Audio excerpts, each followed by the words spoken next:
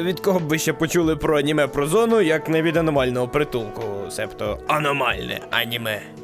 Серія Сталкер не раз ставала джерелом для натхнення, особливо серед так званих СНД ігротворців, себто країн колишньої тюрми народів.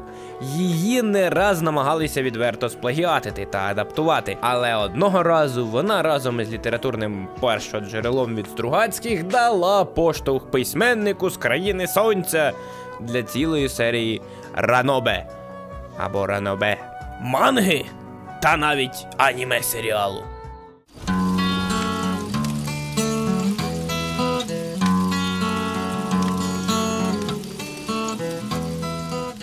Японія, 2015 рік. Письменник Іорі Міядзава виграє літературну премію Сьоген СВ Short Story Prize із твором «Шлях богів». Незадовго до неї редактор письменника ледь не благає його взятися за щось крім наукової фантастики. Іорі подумав та відповів йому, що візьметься за Юрі. Іорі візьметься за Юрі. Це такий жанр в японській культурі, де відбувається хімія між дівчатками, яку в нас називають коханням. Тільки но редактор зіткнув з полегшенням, як Міядзава додав: але кохання між дівчатами буде в потойбічному світі. Не в тому, який загробний, а в трішки інакшому. Редактор впав у відчай, дістав пляшку із наліпкою козаки і сказав: тоді бодай додай туди більше роздумів. Читачам наукової фантастики подобаються роздуми. Але Іорі серйозно відповів: та кому в Юрі потрібні ті роздуми? Може, так і було. Іорі Міядзава насправді талановитий письменник. І роздуми він додав. Але зробив це унікальним способом, кинувши виклик самому собі. До цього моменту він дуже детально описував сеттинг та світ довкола. Але взявшись за створення ранобе у жанрі Юрі, він вирішив кардинально відступити від цього, передаючи світ довкола через персонажів та їх почуття. Це був новий для нього жанр, і він поринув у нього з іншим поглядом.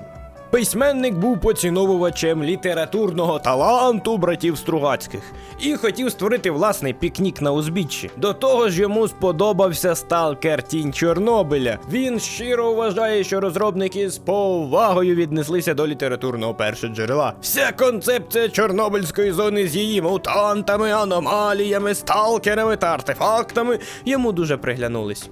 В той час йому до рук потрапив збірник горор-розповідей Horrorholic School, який засновано на популярному японському ютуб-каналі The Occult Radio.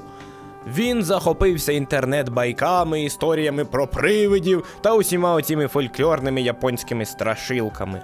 Як поціновувач пікніку Стругацьких та сталкеру від GSC Game World, він знав, що до зони ходять виключно чоловіки-сталкери. І, як потім зізнався, дуже переймався тим, що вирішив поставити на головну роль дівчат. Що може змусити дівчину піти в таке місце, як аномальна зона? Він роздумував над цим, та в голові виник образ студентки, яка втомилась від буденного життя і їй чогось в ньому не вистачає. Та образ дівчини, у якої дуже погане почуття самозбереження. Ось таких він вирішив зробити двох своїх героїнь. Зрештою, 23 лютого 2017 року він разом із художником Широкабою, хай буде так, презентував світу новий Юрасікел Пікнік, або Пікнік в потойбіччі. Серія розрослася, отримала спершу манга-адаптацію, а в січні 2021 року і аніме-серіал. Ми навіть згадували про нього в нашому телеграм-каналі, рекомендую, до речі, підписатись. Нова частина літературної серії отримує продовження вже у червні 2022 року, а от доля продовження аніме під великим питанням. Сам факт того, що зроблено аніме за цим ранобе, або ранобе, я, до речі, так і не знаю, вже свідчить про певну популярність серії, бо не кожне ранобе пропонують екранізувати насправді.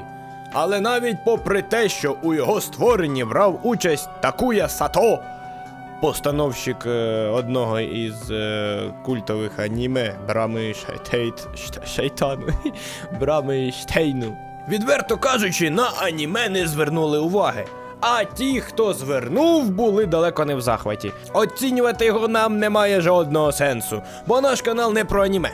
Оповідь вів знайомий вам Дмитро Рибаков, а якщо не знайомий, то радий був познайомитись. Не забувайте поглядати за стежками зони, а то опинитеся в потойбіччі або навіть в аніме. І вдалого полювання, сталкери!